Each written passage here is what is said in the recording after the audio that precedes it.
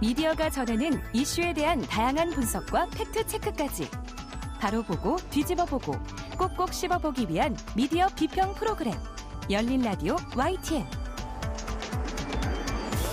한 주간 뉴스를 꼭꼭 씹어보는 시간 미디어 비평입니다.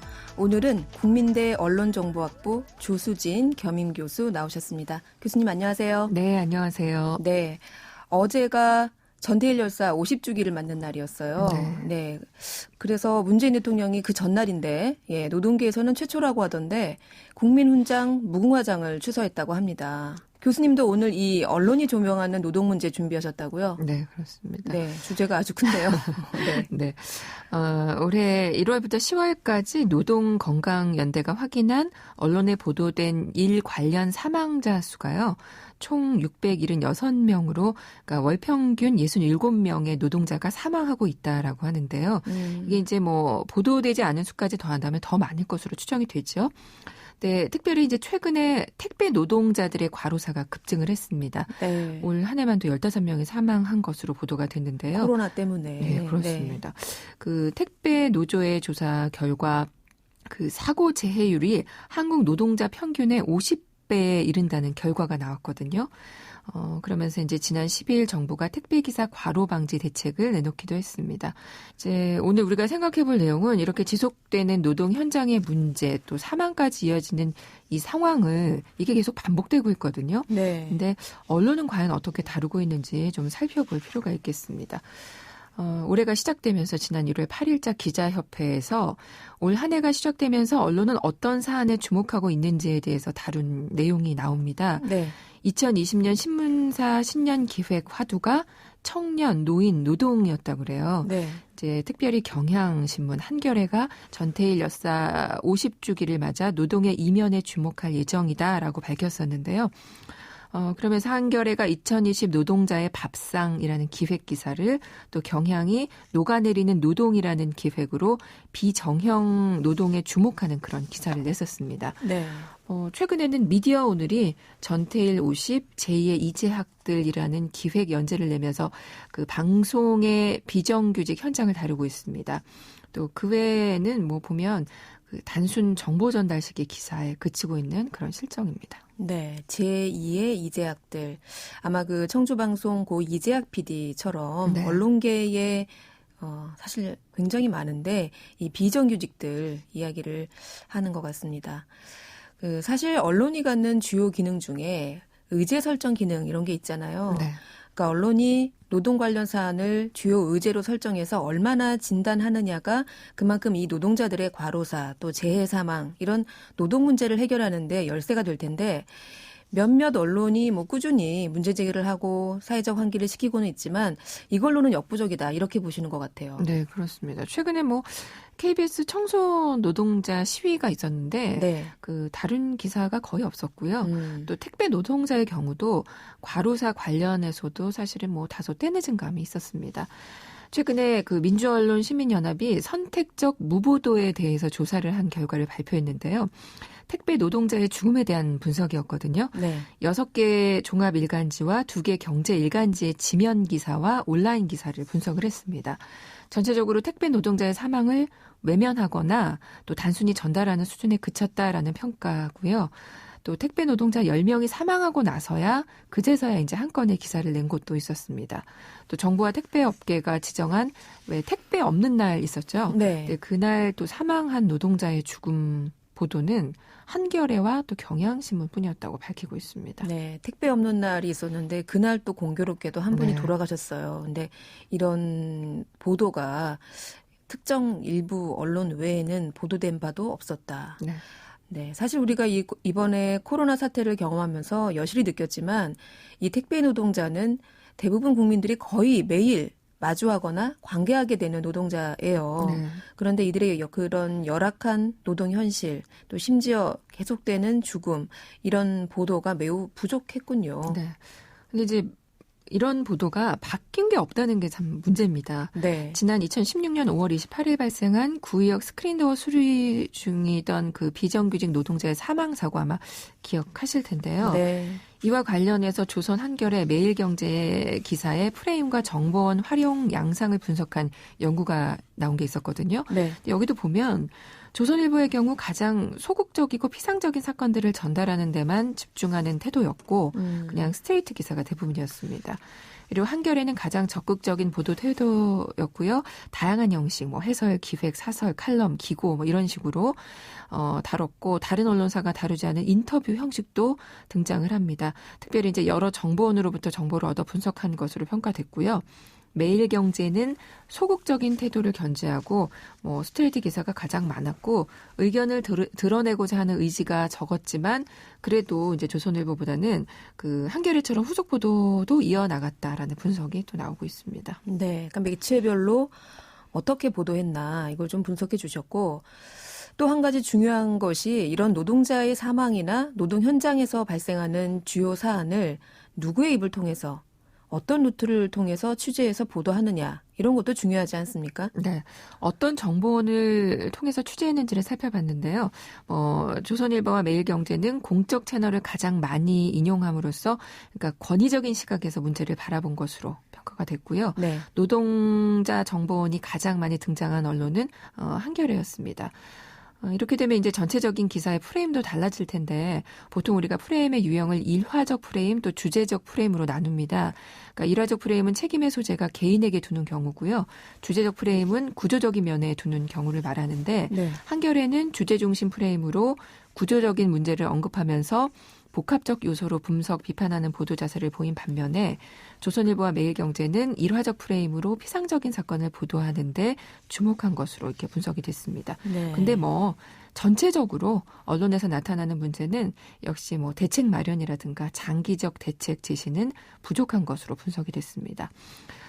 또 다른 연구도 있는데요. 노동운동의 담론적 위기를 다룬 논문에 보면 노동운동 보도를 프레임, 보도 태도, 핵심 가치로 나눠서 분석했는데 분석 결과를 보면 미디어 노동 담론은 언론사의 정치적인 이념과 또 이때 이제 외환위기가 있었는데 외환위기와 같은 그러니까 경제적인 외부 환경에 의해서도 영향을 받는 것으로 역시 확인이 됐고요. 네. 여기서도 보면 이제 보수신문은 노동운동을 좀 부정적으로 보도하는 반면에 경쟁력, 국익, 효율성 등의 그 신자유주의 가치를 강조를 했고요.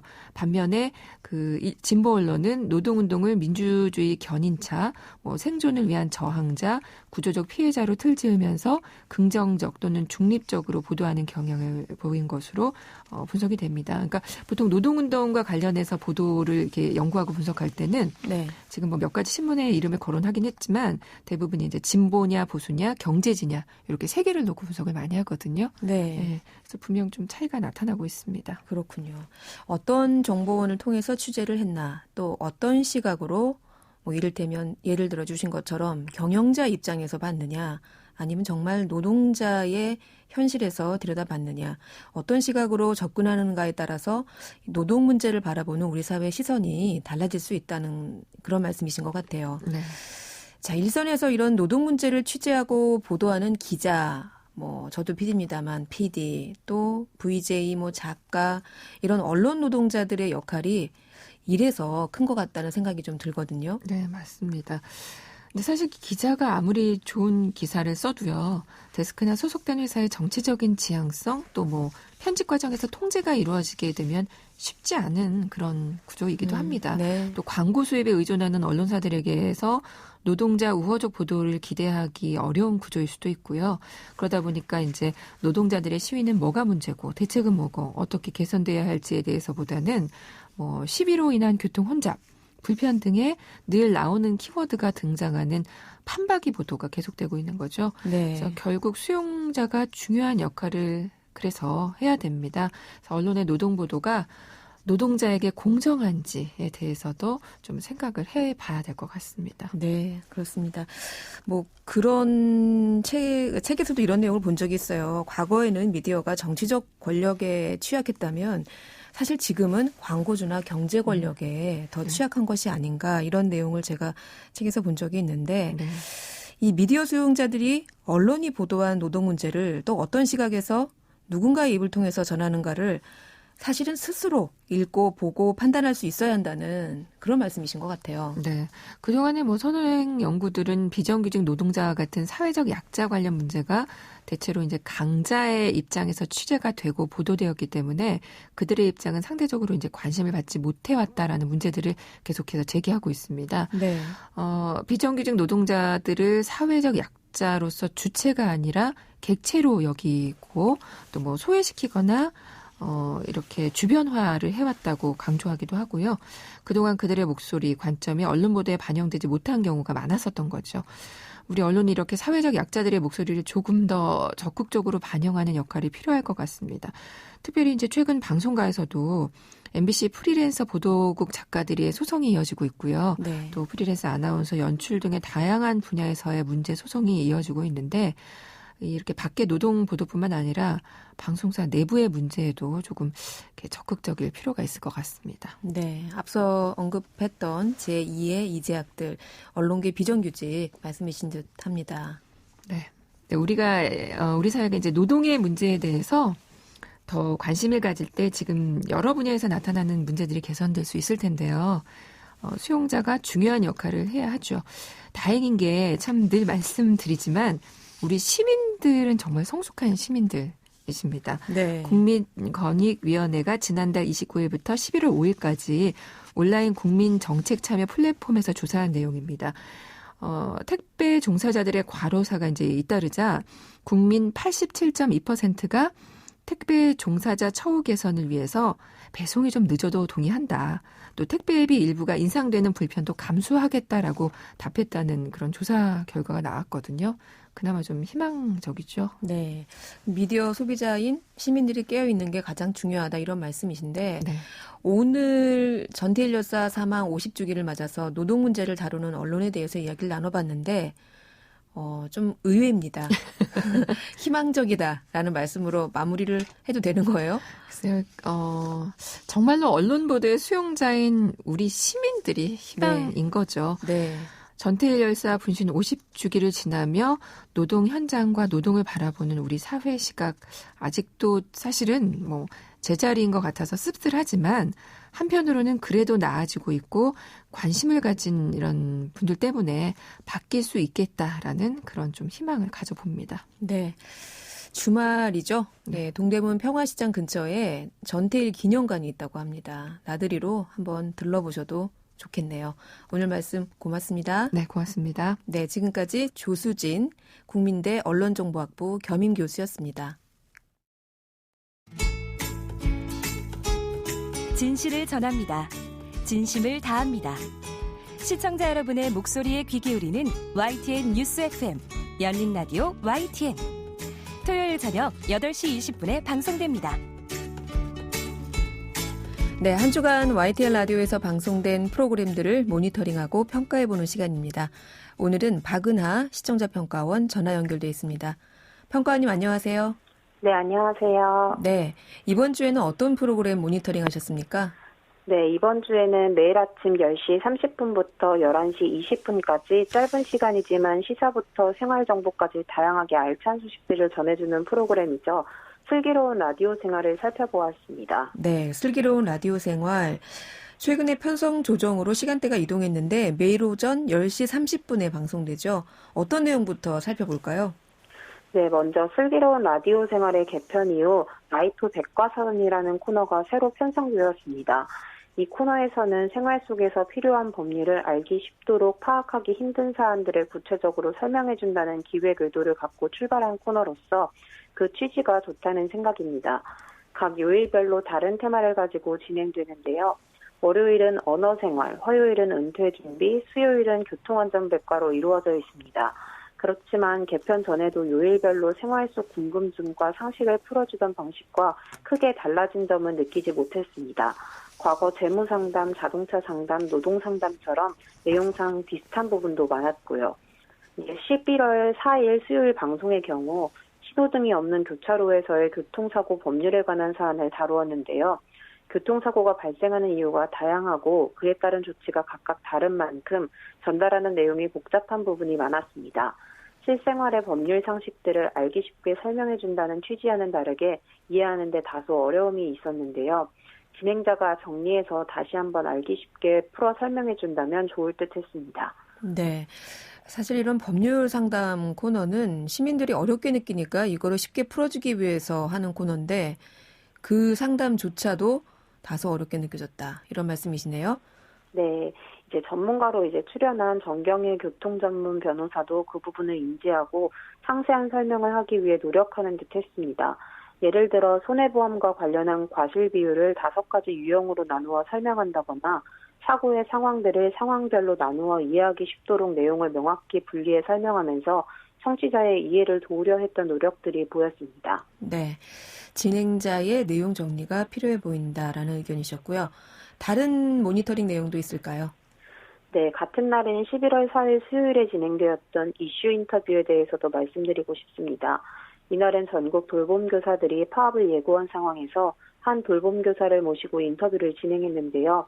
현직에 있는 돌봄교사의 이야기를 통해 현장에서의 애로사항과 정책의 실태를 면밀히 알아볼 수 있었던 인터뷰였습니다. 다만 지자체의 돌봄교육을 왜 정부가 이관을 하고자 하는지에 대한 명확한 이유는 듣지 못한 것 같습니다. 과연 정부 이관이 정책상으로 어떠한 효과가 있는 것인지 돌봄교사들의 입장을 통해서만 들어볼 수 있어서 아쉬웠습니다. 돌봄교사들의 의견에만 의지할 수밖에 없었기 때문에 기회가 된다면 교육부와 돌봄교사 두 입장을 객관적으로 들어볼 수 있는 인터뷰가 있었으면 하는 바람입니다. 네. 다른 모니터링 내용 한 가지 더 들을까요? 네, 마지막으로 11월 3일 화요일에 진행되었던 슬기로운 자취생활에 대해 말씀드리고 싶습니다. 이날은 공유경제 활성화라는 이유로 전동 킥보드 규제를 대폭 완화해 통과된 법안이 다음 달 10일부터 시행되는 것과 관련해서 추민규 경기도 의회 의원과 인터뷰를 들을 수 있었습니다. 해당 인터뷰가 복잡한 법안의 내용을 간략하게 핵심 사항별로 자세히 알아볼 수 있었던 인터뷰였다고 생각하는데요. 무엇보다 법안의 핵심 논쟁 사항인 이용 대상의 연령이 낮아진 것, 운전 장소가 확대된 것과 관련해 국민들의 걱정이 큰 상황에서 전동 킥보드의 안전과 편의를 모두 지킬 수 있는 방안이나 대안을 피상적으로 이야기한 것이 아니라 구체적으로 다루었던 것 같아 유의미한 인터뷰였다고 생각합니다. 또한 하지만 이번 조례를 대표 발의하면서 가장 아쉬웠던 점은 공유 전용 킥보드의 경우는 무단 방치와 안전모 없이 전동 킥보드를 대여하는 것 등에 대한 법적 개선을 하지 못한 점과 자전거와 같이 개인형 이동장치 보호의 도입 등을 담지 못했다는 것이 매우 아쉽다라고 하면서 조례 내용은 아쉬웠던 점을 짚어준 부분이 있었는데요.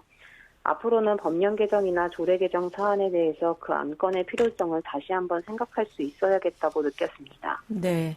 공유 전동 킥보드 요즘 정말 길에서 많이 보이던데 안전에 대한 경각심 항상 되새겨야겠습니다.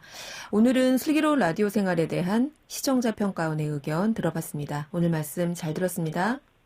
네, 고맙습니다. 네, 지금까지 박은하 시청자 평가원이었습니다. 열린 라디오 YTN에서는 시청자 여러분의 목소리를 듣습니다. 참여 신청과 의견은 유료 문자 샵 0945, 우물정 0945나 YTN 라디오 프로그램 열린 라디오 YTN 게시판을 통해 남겨주세요. 네, 이번에는 2주 만에 뉴미디어 트렌드 함께 이야기 나눠봅니다. 콘텐츠를 사랑하는 분이시죠. 뉴아이디의 김조한 이사 전화 연결돼 있습니다. 김 이사님 안녕하세요. 안녕하세요. 네. 자, 오늘은 2주의 화제 영상부터 시작해 보려고 해요. 아, 네네. 네, 어떤 거 준비하셨어요? 노래 이거 나올 수 있나요? 네? 핑크퐁 아기 스타워 댄스 영상 소개해 드리려고 해요. 네, 끝에 준비했습니다. 네. 네. 2016년에 업로드된 영상인데 보통 유튜브에서 1년이 아니라 한 2주만 지나도 네. 사실은 이제 잊혀지거나 아니면 다른 트렌드가 계속 올라오잖아요. 네. 근데 이건 지금 4년이 지났는데도 여전히 많이 듣고 있어요. 아기상어. 네. 뚜뚜뚜뚜루 이거죠? 맞습니다. 한국의 키즈 컨텐츠 기업 핑크퐁 스마트 스터디 네. 편곡한 아기상어 노래 댄스 영상이 현재 71억 뷰. 그러니까 전 세계 인구가 한 번씩 다 본 거라고 볼 수 있고요. 와, 71억 뷰요. 네. 전 세계 유튜브 조회수 1위, 단일 컨텐츠로 1위라는 역사를 썼습니다. 네. 참고로 2위가 루이스 폰시의 데스파시오. 이게 이제 팝송. 강남스타일을 깼던 네. 음악이죠. 네. 그다음에 에드 시런의 If of You가 3위고요. 사실 이 노래가 대한민국에서 새롭게 만든 노래가 아니라 북미의 구전 동요예요. 네. 근데 한국 기업이 편곡하고 레바논 시위대나 아니면 미국 훈련 현장, 메이저리그 경기, 뭐 영화부터 해서 다양하게 쓰이면서 어른들이 이제 좋아하게 되다 보니까 네. 이제 전 세계적인 인기곡이 됐습니다. 네, 저도 그 메이저리그 야구장에서 응원하는 응원하는 이 관객들이 이 베이비샥, 아기상어 노래를 부르면서 댄스하는 영상도 봤고, 또 레바논 시위대, 사실 이 시위 현장에서 이 베이비샥을 한다는 게 우리로서는 조금 의아한데요.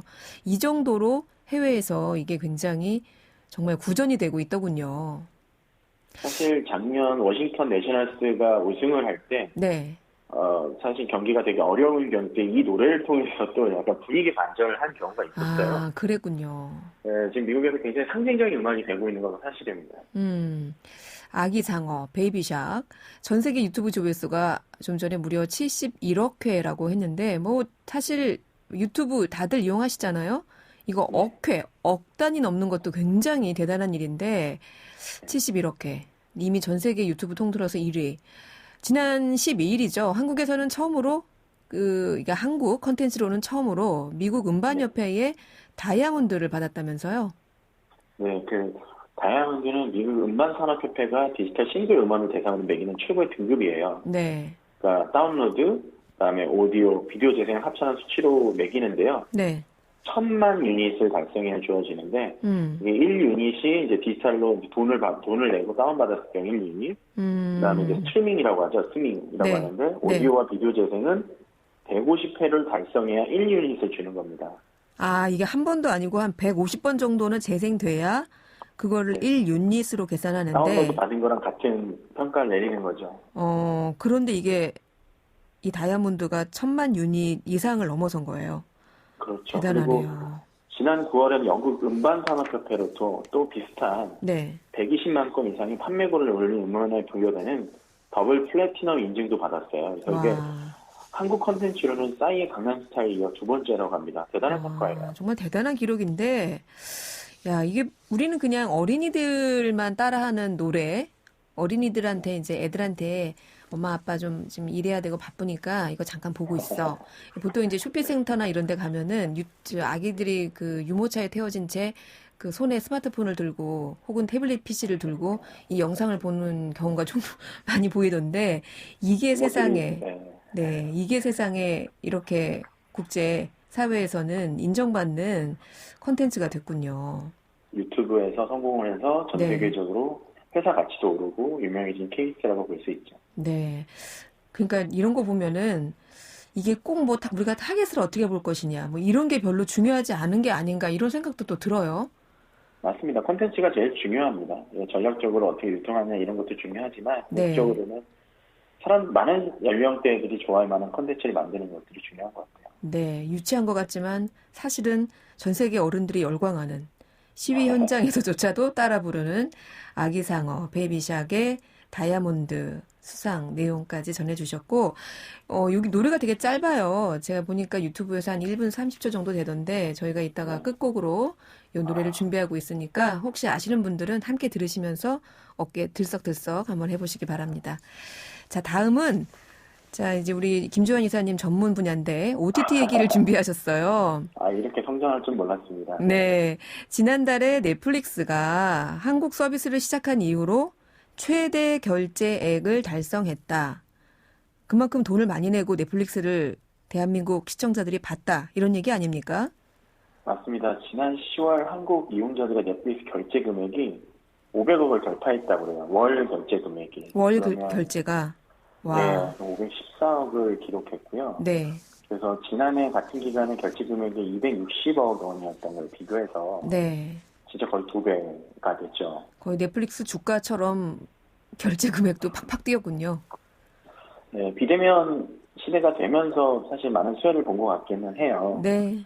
결제자를 아마 저희가 예상을 해보면 한 360만 명 이상 될 거로 추정이 되고요. 네. 360만 명이라면 우리 대한민국 가구가 4가구 중에 한 가구는 넷플릭스를 본다고 볼 수 있고요. 우리가 보통 1200가구 정도 생각하니까. 네, 1200만 가구라고 하면 네. 그 정도 될 거고. 네. 또 실제 넷플릭스 유료 결제자는 더 많을 거라고 예상되는 게 이게 카드로 결제한 금액만 집계한 겁니다. 예를 들면 IPTV라든가 요즘 많은 또 결합상품들이 나오고 있는데 네.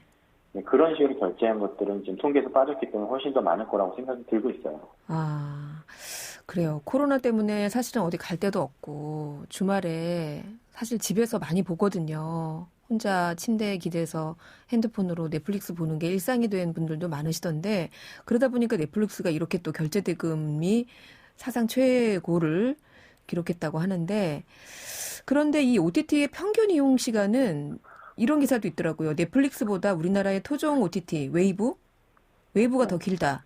이것도 기사가 크게 났던데 이거는 어떤 의미로 봐야 할까요? 좀 더 설명드리면 글로벌 앱 분석 업체는 앱M이라는 곳이 있어요. 그래서 네. 3분기 한국 동영상 스트리밍 상위 10개 앱의 평균 이용 시간을 조사해본 결과 1위는 당연히 유튜브고요. 아, 1위는 유튜브. 2위는 아프리카 TV. 그 3위는 아마존에서 운영하고 있는 게임 방송 채널이 플랫폼인 트위치. 네. 4위가 아까 방금 말씀하신 웨이브가 되고 5위가 넷플릭스, 6위가 티빙 순서였어요. 네.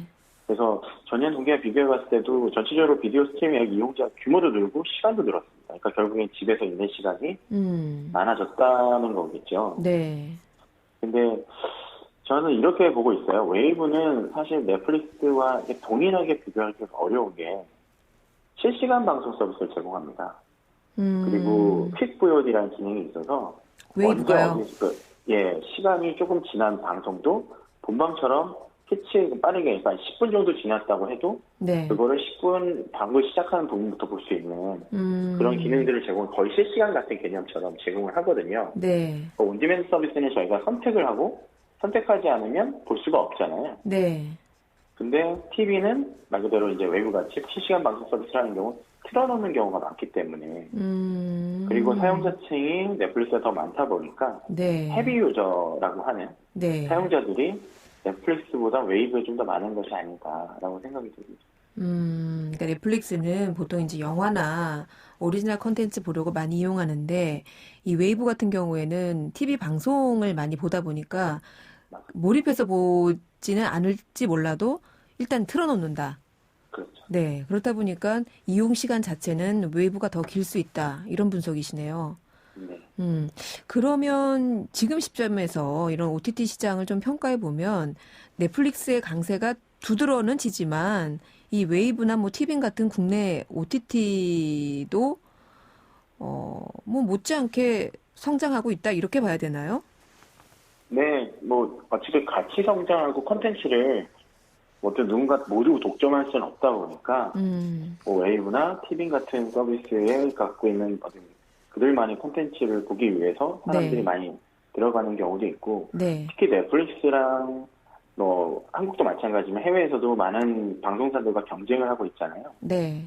그러다 보니까 넷플릭스가 갖고 올 수 없는 콘텐츠를 뭐 웨이브에서 갖고 오는 경우들도 발생하고 있고요. 그러다 네. 보니까 자연스럽게 뭐 넷플릭스만큼의 속도는 아니더라도 시청자들이 점점 늘어날 수 있는 환경이 늘어나고 있고 그리고 넷플릭스 서비스를 찾다 보면 요즘에는 뭐 넷플릭스 앱이 있는 곳에는 항상 웨이브나 티빙들을 추천해주기도 하거든요. 네. 그러면서 같이 성장할 수 있는 토대를 마련해 있다라고 보시면 될 것 같습니다. 자, 이렇게 OTT가 뭐 국내외 가르지 않고 이렇게 함께 동반 성장하는 거, 그 좋은 건데, 근데 이렇게 시장이 커져서 그런 건가 봐요. 그 음악 저작권과 관련한 뭐 잡음들이라고 해야 될까요? 공방? 이런 얘기가 계속 또 나오더라고요. 네, 지금 한국음악저작권협회, 뭐 이제 음저협이라고 많이 부르는 음저협. 곳과 네. 국내 OTT 업체와의 저작권 요율 공방이 계속 이어지고 있습니다. 네. 쉽게 좀 합의점을 찾고 있지 못하고 있고요. 그러니까 국내 OTT 기업, 그러면 이 음저협이 이렇게 잘 나가고 있으니까 OTT 기업들이 그 OTT 기업에서 나가는 이런 영상 콘텐츠나 뭐 음원 콘텐츠에 대해서도 저작권료를 내라 이런 거예요? 그렇죠. 예. 그래서 지금 뭐 전 세계 1억 9,300명의 넷플릭스가 영상 수익의 2.5%를 저작권을 내고 있으니 웨이브라든가 이런 플랫폼에서도 이제 내야 된다. 전체 매출의 2.5%를 내야 된다고 하는데 OTT 기업들은 이제 보통 음악 저작권료를 방송물 재정송 서비스 규정에는 0.625%로 되어 있어요. 아, 저희 같은 방송국들. 네. 방송국들하고 이제 음저협이 저작권 계약을 맺을 때는 0.625%. 네. 와, 동일한 평가를 받아야 된다라고 하고 있는데 네. 아까 말씀드렸지만 넷플릭스와 다르게 웨이브는 이렇게 방송물 라이브 뭐 이런 실시간 이런 쪽이 강하다고 말씀드렸잖아요. 네. 그래서 이런 주장도 사실 저는 일리가 있다고 보고는 있거든요. 근데 넷플릭스가 이렇게 영상 수익의 2.5%면은 이게 굉장히 큰 거거든요. 이렇게 저작권료를 많이 내는 줄은 몰랐는데. 실제로 저도 궁금합니다. 진짜로 그렇게 받고 있는지 아니면 단순한 주장인지. 그러게요. 왜냐면 아까 말씀드렸지만 한국에서 500억씩 월 매출이 나오는데 네. 그럼 1년에 따지면 6천억이거든요. 그러니까요. 네, 그러면 2.5%면 거의 100억 가까이 되는 돈을 내고 있다는 얘기인데 그게 맞는지는 저도 잘 모르겠습니다. 글쎄요. 이게 뭐 당사자들 간의 계약이기 때문에 우리가 저작권료를 얼마나 받는지까지 디테일하게 들여다볼 수는 없지만 그게 사실이라면 상당한 금액이고 근데 이제 국내 OTT 기업들 이제 좀 성장하나 싶었는데 이렇게 또 높은 저작권료 물론 저작권 중요합니다만 네, 그런 부분들이 또 논란이 되고 있군요. 그렇습니다. 자, 마지막으로 저희가 시간이 짧게 남았는데요. 네, NC소프트 얘기도 하나 갖고 오셨는데 이건 무슨 얘기예요? NC소프트가 최근에 이제 K-팝 관련된 커뮤니티 플랫폼들이 많이 나오고 있어요. 네. STM의 리슨이라든가 최근에 상장했던 DTT의 위버스 이건 한번 저희가 소개 한번 드린 적이 있죠. 네. NC소프트가 K-팝 아티스트와 팬이 라이브 영상 메시지, 사진 등을 소통할 수 있는 플랫폼인 유니버스라는 앱을 출시한다는 소식입니다. NC소프트면은 그 게임으로 되게 유명한 회사잖아요. 그럼요. 네. 근데 K-팝 엔터테인먼트 사도 아닌데 K-팝 아티스트와 팬들이 소통하는 플랫폼을 런칭하겠다. 유니버스. 맞습니다. 네. 네. 좀 기대가 되기도 하고 왜 NC소프트가 여기에 관심을 가졌을까?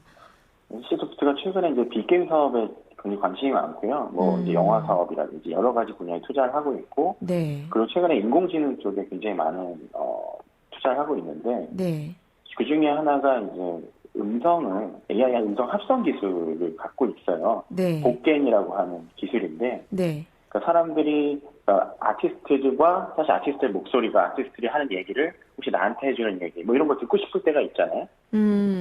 그런 것들을 좀 만들어줄 수 있는 그러니까 어떤 텍스트였으면 네. 제 이름을 얘기하면서 오늘 어떤 행사가 있고 뭐 이런 것들이 있고 응원해 주세요 뭐 이런 얘기를 할 수 있는 그런 솔루션 자체가 좀 마련이 되어 있다고 보시면 되고 그걸 통해서 팬들과 소통을 하면서 결국에는 사용 시간을 늘릴 수 있는 결국 게임 회사들이 제일 잘하는 거는 돈을 벌고 수익화하는 것과 그다음에 네. 사용 시간을 늘리게 하는 부분에 대한 굉장히 최적화된 전략들이 있거든요. 네. 그런 것들을 이제 K-팝이 전 세계로 또 나가는데 굉장히 많은 도움이 되니 네. 그런 부분을 활용하겠다라는 생각이 들어서 시작한 게 아닌가라는 제 개인적인 생각입니다. 그러면 예를 들면 블랙핑크의 제니가 김조한 이사님한테 조한 씨 잘 잤어요? 이렇게 하면서 제니 음성으로 이렇게 인사를 건네주고 이런 거를 지금 서비스하겠다는 거예요? 네, 그런 일정이라든지 콘서트 이런 것들도 다 지원하지만 궁극적으로 이제 팬과의 교감할 수 있는 부분들을 인공음성, 그러니까 AI 음성 기술을 해서 활용하겠다라는 얘기가 좀 나오고 있어서요. 저희도 얼마 정도까지 잘 될지는 좀 기대가 되고 있습니다. 네, 아직은 이 AI 이런 부분들이 낯선 분야라 과연 될까? 정말 비슷하게 재현을 낼 수 있을까? 이런 생각도 들긴 하지만 상당히 아이디어는 참신한 것 같아요. 네. 네. 자, 오늘은 이렇게 게임 회사인 NC소프트의 네, 유니버스라는 새로운 사업까지 네, 오늘도 참 새로운 이야기 저로서는 잘 들었습니다. 오늘 말씀 감사합니다. 네, 감사합니다. 네, 지금까지 뉴아이디의 김조한 이사였습니다.